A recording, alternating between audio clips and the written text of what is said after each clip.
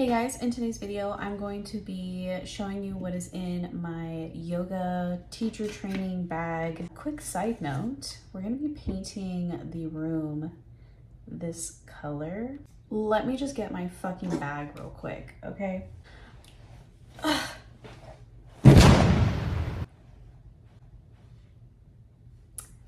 It's a beast. There's a lot of shit in here. Do I need all of it every single time we go? No. Can I leave it at school? Yes. Am I the kind of person that needs the books with me at all times? Yes. So we're gonna start off with the bags within my bags, okay, that go inside my main bag. First bag is my personal things bag. Deodorant, definitely need that one. All my hair ties. My cat loves plastic, so I have little pieces of him with me as this travels. A toothbrush and a lint roller and toothpaste and sunscreen, which this bitch is only water resistant for 40 minutes. So that's my first bag. And honestly, while I'm here, I have these 2 clips that my client gave me. She gave me a whole pack of them. I will put those in there as well, because sometimes these little bangs get in my way. If you have cats, you know what this is about. Oh my God. And then the second bag within my bag is this one, which carries all of my highlighters, pencils, Post-its, Sharpies, all that kind of stuff. Aren't these highlighters really cute? They're all like pastel, super pigmented. That's where I keep all of those. I'm actually gonna put some more pens in here. And then I'm gonna start next with my personal notebook, a journal that we write in. This is like all of my ideas for YouTube. I wasted my time writing down anatomy terms. They're currently in a book that is in my bag that we'll get into. Literally wrote a note. All of this is in the anatomy book. So the first book that we needed was Light on Life by BKS Iyengar. This book is actually really insightful. There's a few things that I've highlighted.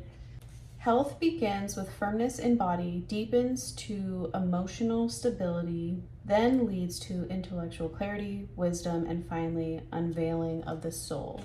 But yeah, it just has a lot of good little things in here. I recommend it if you're just trying to expand your spirituality, understand the mind and concept of what yoga represents and what it means, and that it's more than just stretching. Obviously, the stretching part is a huge benefit, but when you connect all of these other things to it, it just makes you feel more whole and understanding mind, body, soul, spirit, the whole 9 yards. The back of it says, one of the world's masters of yoga invites both those new to yoga and those who are experienced practitioners on an inward journey designed to increase their physical health, emotional vitality, mental clarity, intellectual wisdom, and spiritual bliss. As BKS says, the potential for enlightenment lies in the heart of every person, and the yogic journey, it's logic with a Y, but yoga, blah, blah, will illuminate the path. Light on Life conveys his discoveries from a lifetime of intense yoga practice, study, teaching, and explains the role that yoga postures and breathing techniques play in our search for wholeness, the external and internal obstacles that keep us from progressing along the path, and how yoga can help us live in harmony with the world around us. Beyond the physical benefits that have drawn millions to the practice, it definitely has some good shit in it, okay? Next book on top is actually my yoga teacher's yoga book. She has made her own yoga teacher training book. So super huge accomplishment for her. I can't even fucking fathom or grasp the concept of making a book, people. Like, do you see how thick this is? But like all of the poses, like everything. And it's funny, I asked her, we were looking at the upcoming poses that we're going to be learning over the next couple weeks. And I was like, oh, are we gonna actually like learn how to do the handstand parts? Because that's actually one of my fitness goals, is to have a really nice back, to do a pull-up, at least one, and then to do a handstand, which I think is great because my leg muscles have great muscle memory. So once I get past the, I guess, not so fun week when you work out and you're super sore and you can't move, my muscles in my legs just kind of figure out what to do and they get into their own rhythm. My arms are another fucking story, but I know that I like working out my arms and my back because of my job. It just feels so good. So she's like, oh yeah, you are all gonna be on your heads. And I was like, you said that really aggressively, like in a loving way, but like a teacher loving way, you know what I mean? Like, oh no, all of you are gonna do it. No pressure. Making your own sequences. We talk about the chakras. Chakras, chakras, everybody loves chakras. How to make your own sequence, which will be another video that I will be putting together because I have to do my own yoga sequence. But Surya Namaskara A, okay? Good thing we have the next 2 weeks now to get that done. And then the last thing that was in the book that I stuck in there is all of the suras. One thing that I did have to do, I'm not sure if it's gonna show it perfectly just because I used yellow, but can you see like how I highlighted inhale? So that way I knew I had like the thing that I have issues with in yoga is like the pace of the breathing.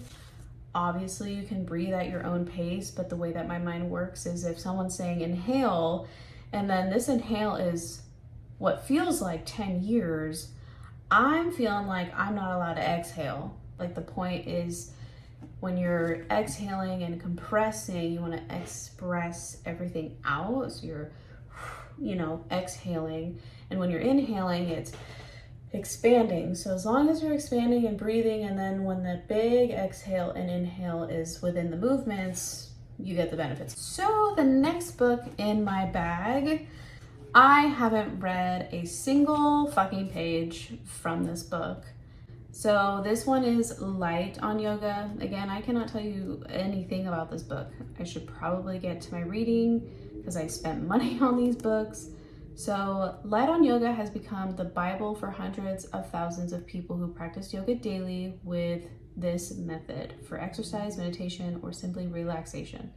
With more than 600 photographs depicting all the postures and breathing exercises, it remains the fullest and most practical and most profusely illustrated guide by the world's foremost yoga teacher. Light on Yoga is a comprehensive and definitive source book for the initiated, as well as the best introduced for the novice who seeks the healthful benefits of yoga for mind, body, and soul. Okay, so the next book that I have, she's the biggest book.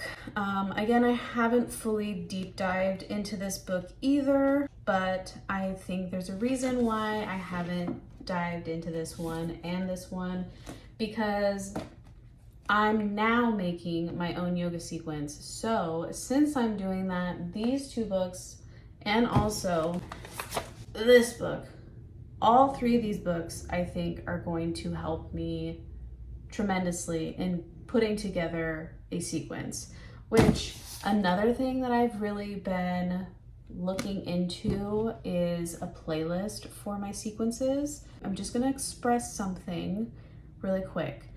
I have a really hard time focusing in a class when someone is skipping songs, especially if I'm feeling it in the movement or it's aligning with what we're doing, and then just an abrupt cutoff. I'm just kind of like, so when I'm building my sequence and like going through this book, which kind of talks about positions and all that kind of stuff as well, I feel like I'm gonna practice with playlists and mark my time points to make sure the song is long enough within that sequence session, so that way everything flows together. That might be a lot, that might be so pointless, I understand that, but I just take things to a different viewpoint of intentional, when I'm making my sequence, I think it would be really beneficial if the playlist went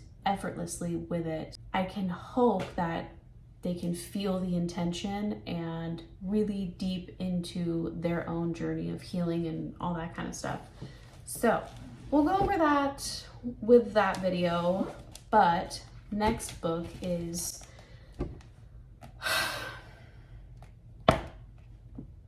the book that I don't want to be friends with and that I don't want to associate with and that I don't. Look, me and anatomy are arch nemesis.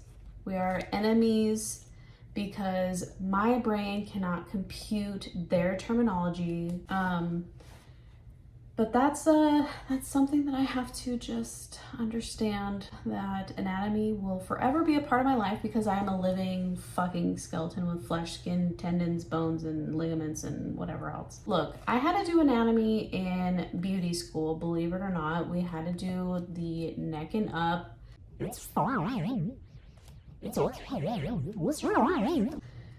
But that's what's in my yoga bag. That is what's in all of the things we're learning. So other than that, my homework and build my sequencing and finish my anatomy course, and the rest is self-practice. So we have to do everything, like whatever we put into the course is what we're gonna get out of it. That's pretty much it. That's like the whole shebang of what's in my bag. I appreciate all of you viewing, tagging along for the journey, joining the journey, whatever the fuck. I'm gonna go do maybe my homework, maybe do some reading, go to bed early for once.